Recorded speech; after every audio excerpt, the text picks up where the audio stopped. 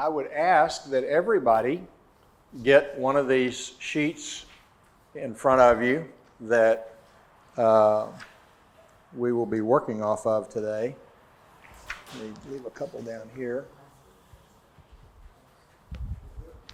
Because this is going to be a group exercise.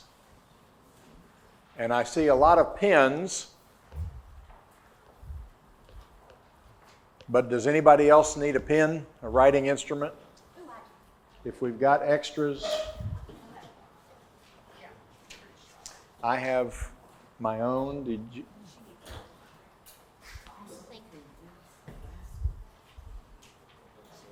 You got them back there. Does anybody else need one?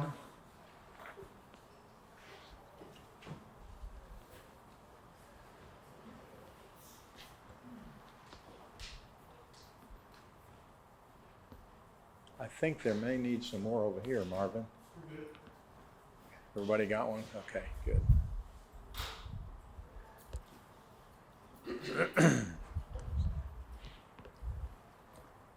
How many of you were touched today by David's sharing of his trip? A couple of 3 years ago, I don't know how we got it, but being on various mailing lists, we subscribed to a magazine called Biblical Archaeology, and it has been fascinating. It's published by in Israel, or based in Israel, and a lot of Jewish background. But they've talked about, one of the articles I remember reading in there talked about the Tel Dan and the David Stone. And it kind of takes your breath away in some ways when you read the articles in there about all of the, there are more archaeological digs in Israel than everywhere else in the world combined. There's something like over 10,000. And active digs and previous digs where they have unearthed various stones. It brought to my mind a documentary I saw several years ago that talked about a lot about Chernobyl. And they went to Chernobyl and took video of the city that's completely vacant and showed how it was 20 years after the nuclear reactor had breached and left a cloud of radiation out. And they had to evacuate the entire city of Chernobyl, which is in northern Ukraine. At that time, it was in the Soviet Union. And they showed the plants that were growing back right up through all the concrete in the streets and the paving and the buildings. Animals all over the place that were surviving and were not, deformed in any way or anything like that, looked perfectly normal. But they talked a lot about history and the way we record history, and the fact that writing is problematic. Books are problematic because most papers have acids in them that deteriorate over time, and they don't last very long. We've been to Washington, D.C. and been to the National Archives, where they have the originals of the Declaration of Independence and the Constitution of the United States. Well, that's only, 250 years ago. And yet those paper documents are barely readable today. And they keep them in sealed containers that have a special gas in them to minimize the decay of the paper and the ink that they're written on. And it has a yellow tint to it. And it was interesting that they said that they used to have a protocol for security of those documents, that if we were ever under a nuclear attack, we had a missile coming during the Cold War from Soviet Union. We had 30 or 40 minutes to get those documents down into the basement of the building, into a vault that would be damage proof from a nearby nuclear explosion. And they said after 9/11, they had to change the protocol because of the attack where the airliner was flown into the Pentagon with almost no warning. And they changed it to where those containers could rotate and go down into the bottom and go on a track into the vault in 90 seconds. And somebody could push a button if they thought an imminent attack was coming, and they're down there. And we go we go to great lengths to preserve some of the important historical documents. But they said in this documentary that the other problem is electronic, saving of things electronically. Any of y'all have important documents on your computer? Yeah. I finally subscribed to Carbonite a few years ago with Neil Shaver helped me with that, and it's very inexpensive. And it continuously encrypts and saves everything on my computer to an off-site cloud storage. And so I can recover it if the house burned down, and I got thinking about that. If the house burned down and the computer's destroyed, it doesn't matter how many hard drives I've got for backups, it's all gone. And so I've got an off-site backup that's fully encrypted now.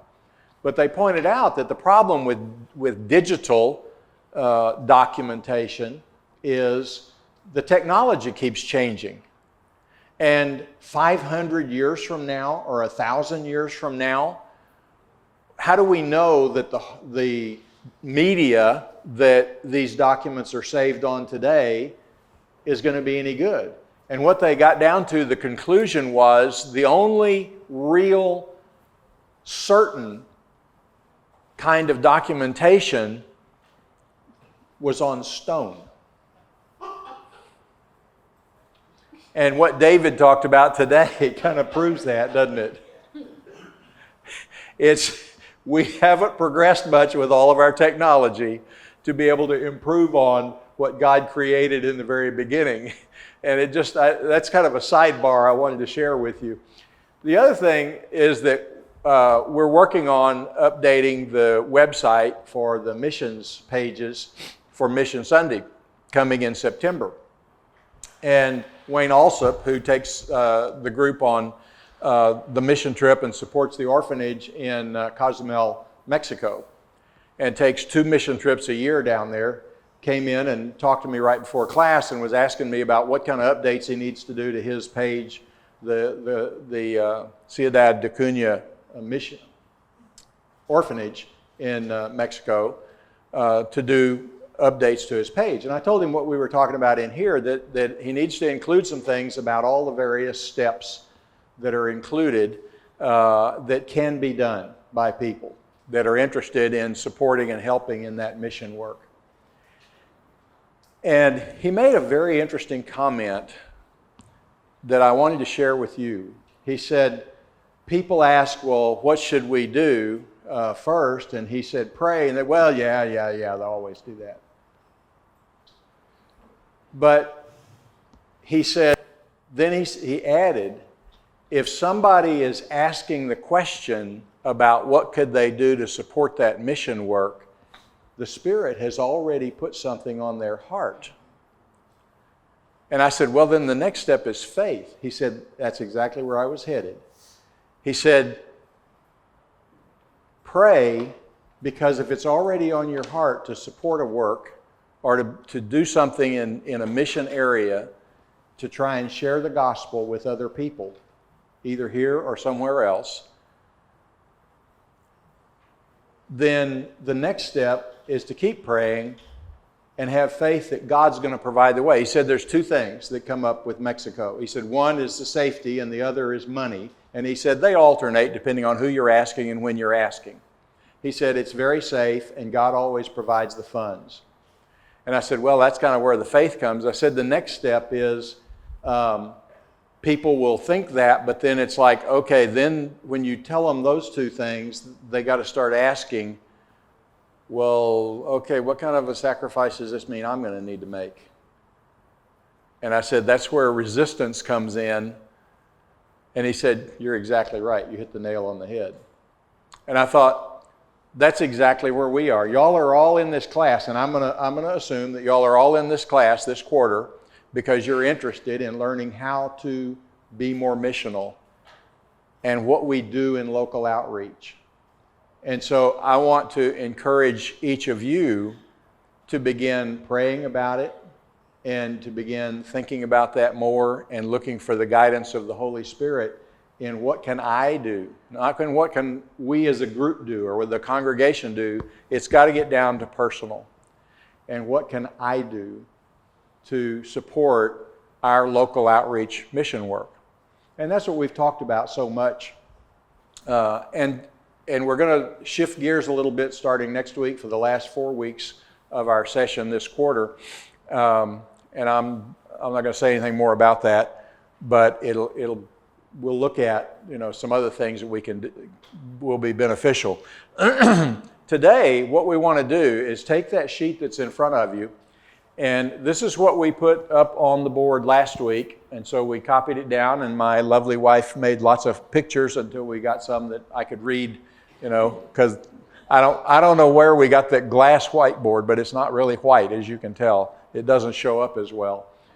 But what we want to do is prioritize. And I think it would be best if we're sitting in groups, each table could kind of get a little bit closer. And y'all talk among yourselves and spend a few minutes discussing how would you prioritize those things? Because we've got all these great ideas, but we can't go out and do all of them at once. We've got to start somewhere. And so the question is, where do we start? And then when you answer that question and you have the priority, we'll get back together as a class and I'll mark down the priorities that each table has, each group. And Rodney, I would encourage y'all to either kind of gather around or maybe come sit at one of these other tables and get to where you can participate in one of the groups. We'll report back on our priorities. We're gonna stop our conversation about prioritization and now share. And we'll start over here on the left.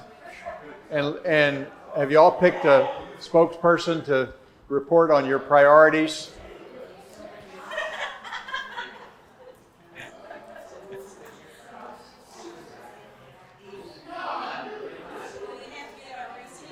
No, just numbers.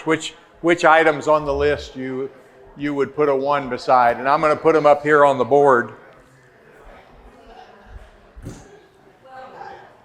Okay, let me get everybody to listen, please. See, once you let the horses out of the corral, you can't ever get them back in, right? Okay.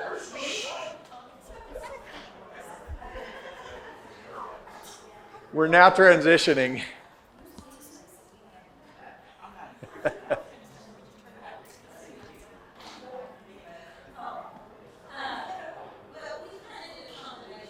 Okay.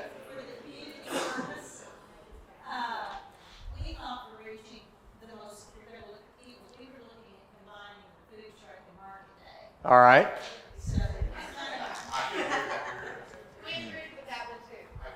All right.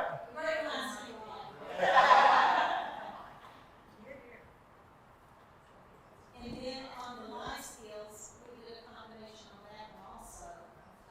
That basic credit and financial management and basic budgeting. We thought those were kind of the same thing. What was the other one?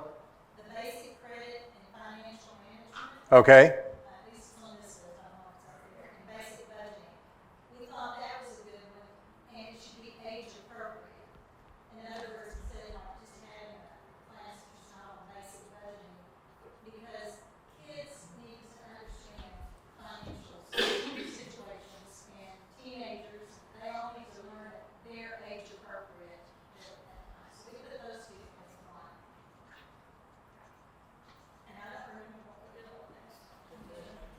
Oh, we did the touchy truck.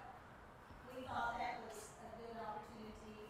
That's under children's entertainment. Yes.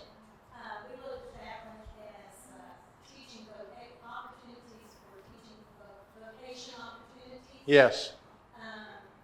For different age children that, they can actually come like fire truck, police car, ambulance, and have someone from that deal that could explain what they do, and that would maybe put kids on a vocational track.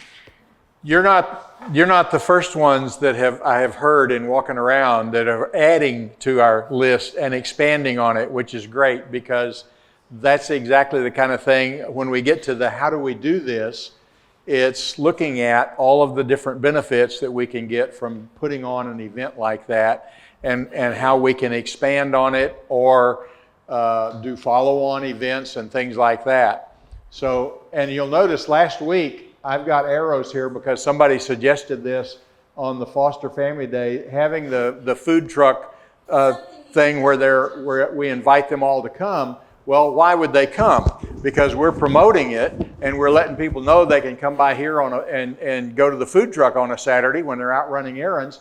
But then if we're bringing people here through these things and these things and these things, then obviously they've got a built-in audience, which would attract more of them, and it just kind of feeds on itself. Okay, so And actually, some of them we slept and said we forgot what they were. About headaches. So we just forgot those. okay. Under safety, I think we went for the personal safety and self-defense. Yeah. As number one. It was kind of a toss-up between that and CPR and stuff. But we figured if we had personal safety, then maybe look at using CPR.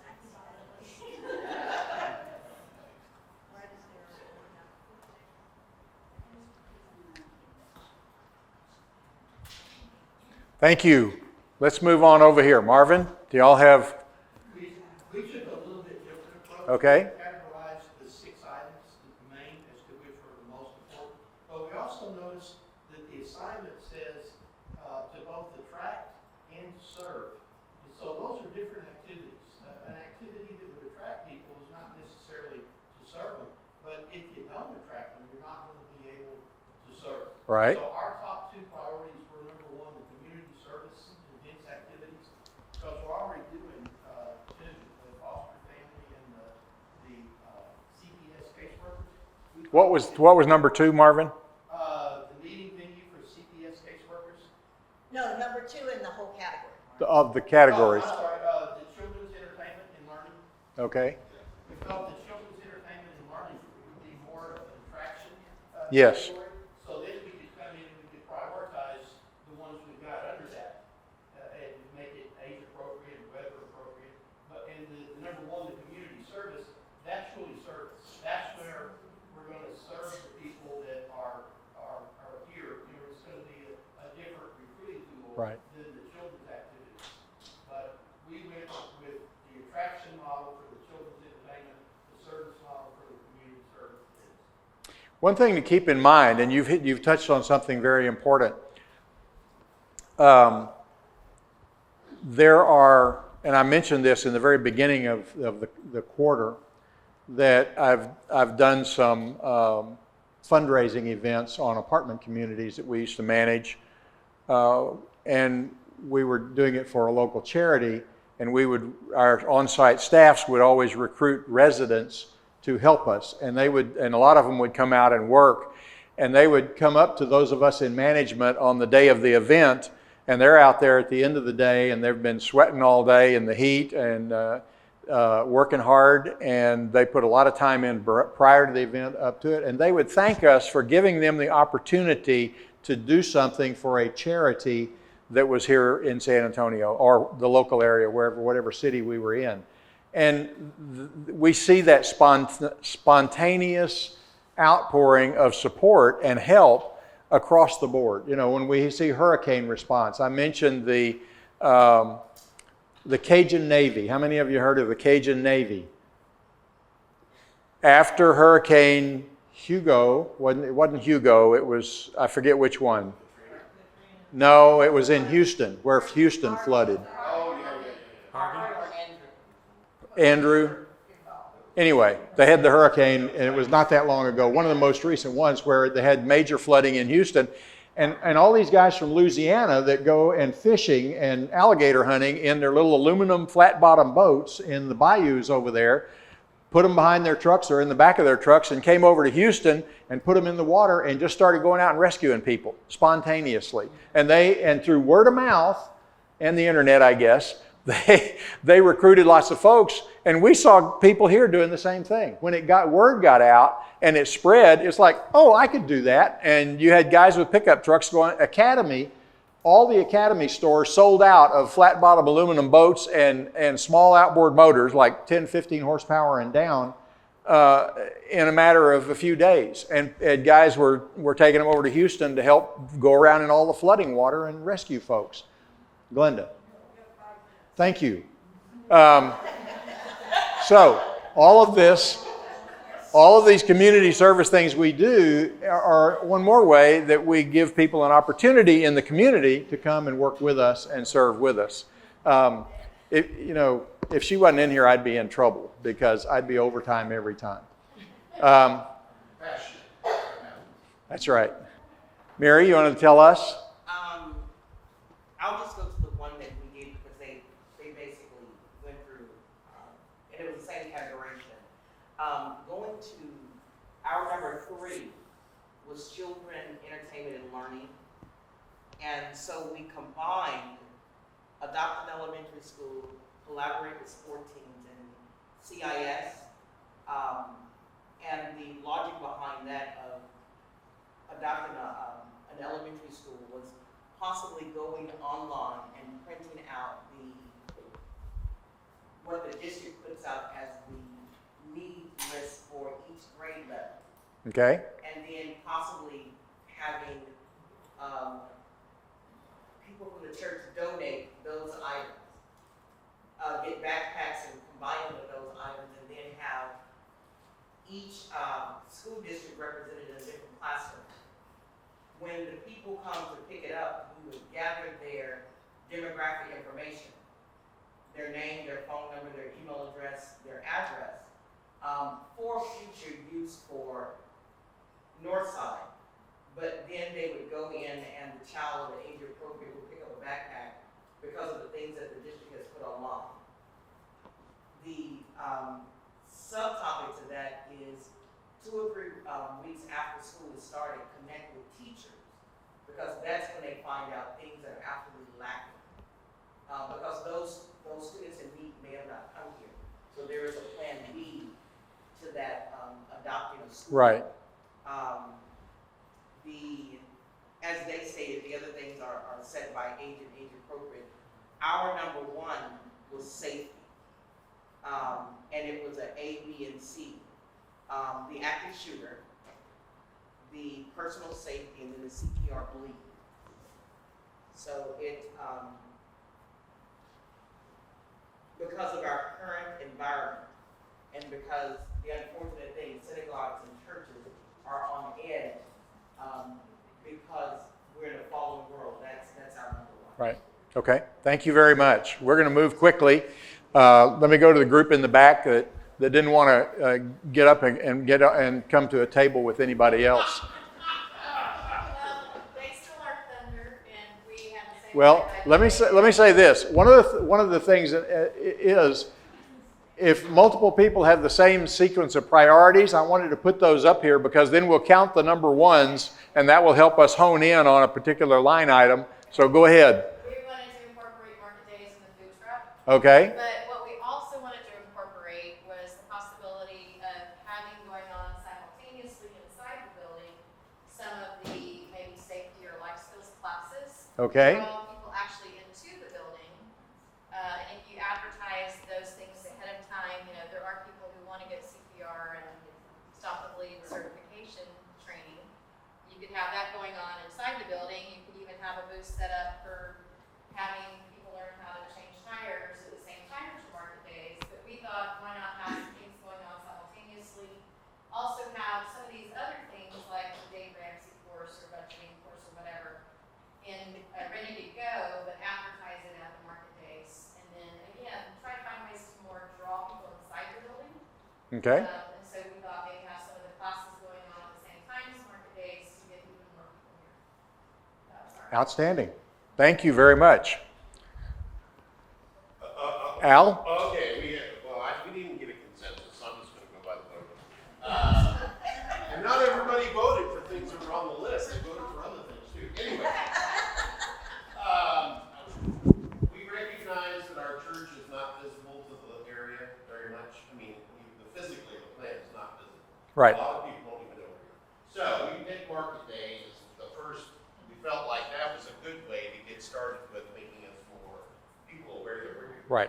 Then the next one was Touch a Truck, and we had different iterations. One was do a separate discipline, maybe do it periodically rather than just one big event. You fire it one time, that was suggested for that. We also had additional suggestions. I'm going to bring them up real quick because some of those additional suggestions were ones and twos for the people who suggested them. Door hangers to let people know that we're here. And local TV media, same thing. I think we really honed in on the fact that we really need to make ourselves visible. Local what media? TV. Oh. And finally, and this was another suggestion that kind of dovetails in with life skills, especially any of the life skills. Partner with a community group to use the facility to do the program. Because they'll also do the advertising. In other words, go to job fair sites, credit union, banks, credit bureaus. They will teach basic budgeting and financial stuff, and they would advertise it. We would just give them a place to do it, and that brings some traffic into the buildings, and maybe dovetail something with that event, something else that would talk more about who we are as Christians, so forth. That I will tell you that the fundraisers that we did when I was working with the property management company, we did that. We counted and tracked it. This was 1992, folks, in that era, but we were getting $30,000 in free advertising because we would get so many different local businesses who would support it and put their logos on our t-shirts, pay for the t-shirts, which we then sold, and then they would promote it and advertise it as well. So y'all are definitely on the right track from that standpoint. There are public service announcements that the local media have to do by law to maintain their license, and so they're happy to make those kind of announcements in their PSA segments. I've got one thing to add, but I want to finish. Okay, y'all go ahead. I think overall too, and is the need for the billboard or signage out front, so that we can announce these things, other than other people announcing. I mean, Summit always has eye-catching billboards. I'm like, I only want to go to the Easter egg hunt because it's so cute. So we need to do something around that too, to make ourselves more visible to people on the street. We've got a great place to advertise. And with community service, we're already doing the CPS caseworker meeting here, but that could extend out to having foster parents and foster dog celebration days. In Riverside County, where Larry and I worked as social workers there, we had an event once a year to celebrate foster adopted parents. And we had jumpers, jumping things, and face painting, and we had barbecue burgers and hot dogs. Right. And all these arts and games and stuff. But the parents needed to be with the children. Yeah, that's that Foster Family Day that we talked about last week. Okay. Yeah. We missed last week, sorry.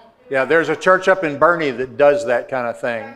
And they just on their grounds, they had the bouncy houses and all kind of other kids' rides, invited all the foster and adoptive families in the area to come and promoted that and had refreshments for them and so on. It's great to have them here at our site so they would know. We've got the room, right? Yeah, the church does it.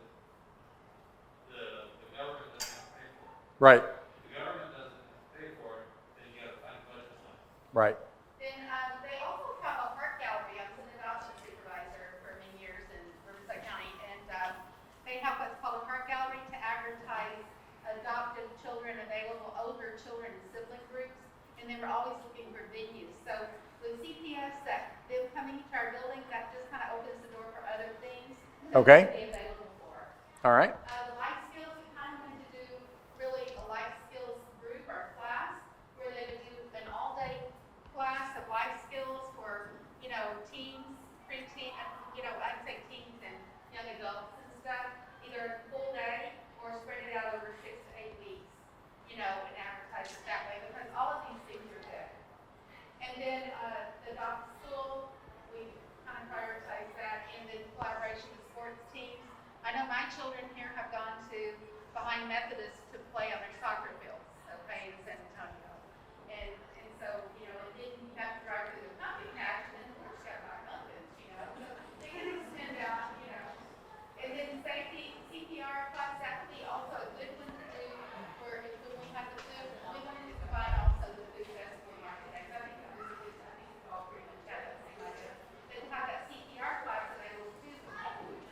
Right. And, Well, one of the nice things about the active shooter training is Bexar County Sheriff's Office puts those on, and we would have them come in and do it. And then because it's the Bexar County Sheriff's Office, they publicize it in all of the online venues in neighborhoods all around, all over the whole county. And so that hits to what y'all were talking about, Al, and others, which is getting other people to advertise through their own sources for us, because they're a community group that's not a profit. It's either government agency or, just like CPS. Anything else?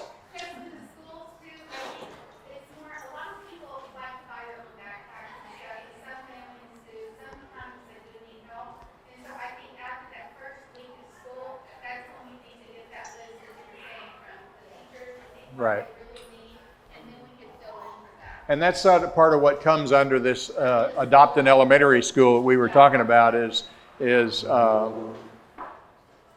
being able to support the teachers. One of y'all mentioned last week, we were talking about this, talking to the school nurses, for instance. And the nurses kind of know what the needs are as well. This has proven again that there is so much brain power in this room. It is just astonishing. And y'all come up with so many ideas and new ideas every time. And so it's exciting to look at how do we take these and start turning them into action steps. Al? I was just going to mention, many years ago, I took a class, we had a evening program for kids. We took a class out into a vacant lot, built a tabernacle, and neighborhood kids stopped by and wondered what we were doing. And eventually, after a couple months, their families eventually paid each other. And it was a simple thing, and the kids, our kids had a blast doing it. Yeah. And it was, we had all the vacant lot in Hershey. It was a little neighborhood. And you could do it in the park, assuming if you needed permission, you could get it. But we just did something like that that was completely off people's experience that made people stop and ask what we were doing. Cool. And it was low budget, not much to it, it was anyway. Right. Let's have a quick prayer and we'll be dismissed. Thank you all very much. Holy Father, thank you so much for your Spirit filling all of us with so many incredible ideas and things that we can do to be able to share the love of Jesus with the people around us in this community and beyond. I thank you so much for every person who's been in this class and the dedication and commitment to what we're working on here. We pray it all in the name of Jesus. Amen.